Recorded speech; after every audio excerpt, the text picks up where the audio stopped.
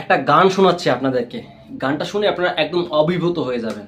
গানটা শেষ অবধি শুনবেন এবং ভিডিওটি দেখবেন। চলুন শোনাচ্ছি। ওরা চিকেন খাবে, ওরা সেভেন সিস্টারের দেবে নিকা, ওদের দেশের লোক পেটের টানে, এদেশে হয়েছিল পিপিলিকা। কি সুন্দর গান। হ্যাঁ, ওরা সেভেন সিস্টার খাবে, ওরা চিকেন নেক খাবে, সেভেন সিস্টার দেবে নিকা। গানটা আমি এক্সপ্লেন করবো ধীরে ধীরে, তবে পুরোপুরি একদম স্মুথলি গানটা শোনানো যাবে না, তাহলে একটা সমস্যা আছে, কপিরাইট চলে আসতে পারে। তো আপনারা ভিডিওটি শুরু করার আগে একটা রিকোয়েস্ট আপনাদের কাছে। আমার একটা ইউটিউব চ্যানেলও আছে এই পেজের সাথে। ইউটিউব চ্যানেলটা আপনারা দয়া করে সাবস্ক্রাইব করবেন। যার কাছেই এই ভিডিওটা চলে যাবে দয়া করে সাবস্ক্রাইব করবেন। আপনাদের সহযোগিতা একান্ত দরকার। আমি আমার জন্য কথা বলছি না, আপনাদের চেতনা জাগানোর জন্য কথা বলছি, আপনাদের জন্যই কথা বলছি ভিডিওতে।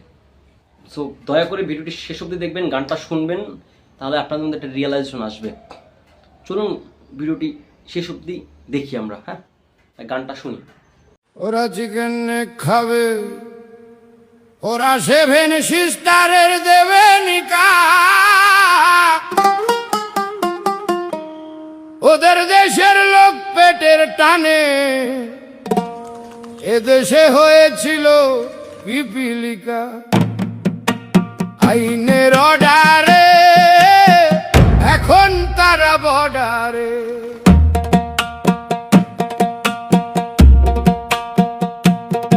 ওরা উঠতে বসতে খালি ভারত রে দেয় গালি। ওরা উঠতে বসতে খালি ভারত রে দেয় গালি। কথা তো সত্য, তাই না? বাংলাদেশ থেকে প্রতিনিয়ত ভারতকে গালি দেয়, প্রতিনিয়ত। আপনারা দেখেন তো, একটা জিনিস খেয়াল করেন তো, সেই করোনা থেকে করোনা না, আপনি যদি একদম এই দেশ স্বাধীন থেকে শুরু করে 1971 সাল থেকে শুরু করে আজ অদ্যাবধি কাল অবধি ভারত কোন সময় এই দেশটার পাশে না দাঁড়িয়েছে? যখন 71 সালে যুদ্ধ শুরু হয়, প্রায় 2 কোটি শরণার্থী বাংলাদেশের পূর্ব পাকিস্তান থেকে, তখন পূর্ব পাকিস্তান ছিল, ভারতে আশ্রয় নিয়েছিল, 2 কোটি শরণার্থীকে ভারতের মানুষ তার নিজের পকেটের টাকা, ট্যাক্সের টাকা দিয়ে এই 2 কোটি শরণার্থীকে খাইয়েছিল। ওই দেশের যারা মুক্তিযোদ্ধা ছিল, এখানে যারা ট্রেনিং নিয়েছিল, তাদেরকে ভারত সরকার তার রাষ্ট্রের মানুষের মানে করের টাকায় তাদেরকে ট্রেনিং দিয়েছিল, অস্ত্র দিয়েছিল, যাতে তারা পাকিস্তানি হানাদার বাহিনীকে রুখে দিতে পারে।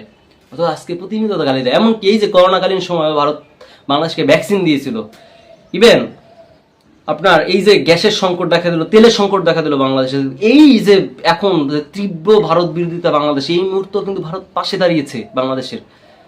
বলতে পারে টাকা দিয়ে, ভাই ঠিক আছে, যারা এখন যে বাংলাদেশ তো পাকিস্তানকে বাপ ডাকে এক প্রকারের, সে পাকিস্তান থেকে নিক না, তা তো পারবে না, কিন্তু তারা উঠতে বসতে ভারতকে গালি দেয়।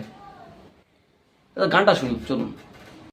ওদের খালা ফুফাদের আশ্রয় দিয়েছিল কালীঘাটের টালি, আইনের অর্ডারে এখন তারা বর্ডারে। আইনের অর্ডারে এখন তারা বর্ডারে। আপনারা দেখেছেন যে মাননীয় শুভেন্দু অধিকারী, বর্তমান পশ্চিমবঙ্গের মুখ্যমন্ত্রী, তিনি ঘোষণা করেছেন যে কোনো ইললিগ্যাল ইমিগ্রেন্ট, অবৈধ অনুপ্রবেশকারী, বিশেষ করে এটা বাংলাদেশের মুসলমানদের ক্ষেত্রে বলা হয়েছে, যারা হিন্দুদের ক্ষেত্রে যারা এসেছে তারা হচ্ছে শরণার্থী, হ্যাঁ, কিন্তু যারা বাংলাদেশি অনুপ্রবেশকারী মুসলিম আর কি, মুসলিম কমিউনিটি থেকে তারা অনুপ্রবেশকারী, এবং একই সাথে মায়ানমারের যে রোহিঙ্গা মুসলিম আছে এদেরকে অনুপ্রবেশকারী হিসেবে ঘোষণা করা হয়েছে। এবং এখানে যদি তারা ধরা পড়ে, প্রথম হচ্ছে ডিটেক্ট, ডিলেট অ্যান্ড ডিপোর্ট। তো এই জন্যই গানে বলা হচ্ছে আইনের অর্ডারে এখন তারা বর্ডারে।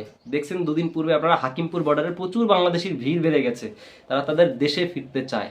এদের মধ্যে অনেকে কিন্তু আপনার আবার এদের সব ছিল documents, Aadhaar card, voter card, PAN card, এবং কি লক্ষ্মী ভান্ডারেও তারা টাকা পেত, এবং 2024 কিন্তু তারা ভোটও দিয়েছিল।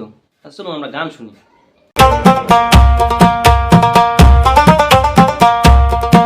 আগে বুঝতাম না, কারণ খুঁজতাম না, এবারে রাব্বা জানকে নিয়ে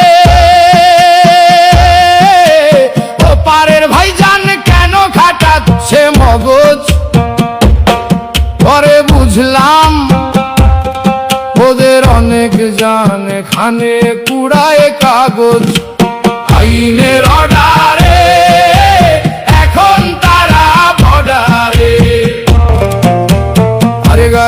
খেয়ে আতর, ওরা ট্রেনে ছুড়তো পাথর।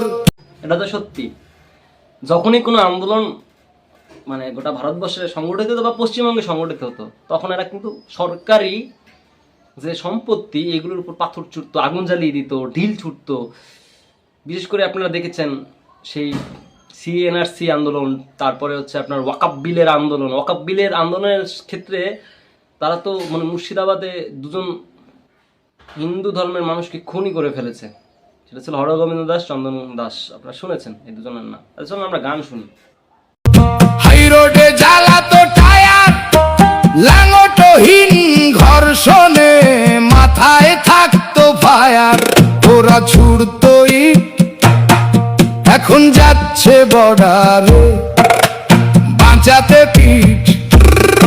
আমি পাগল হয়ে দেখতাম সব, বছর 15 ছিলাম নীরব।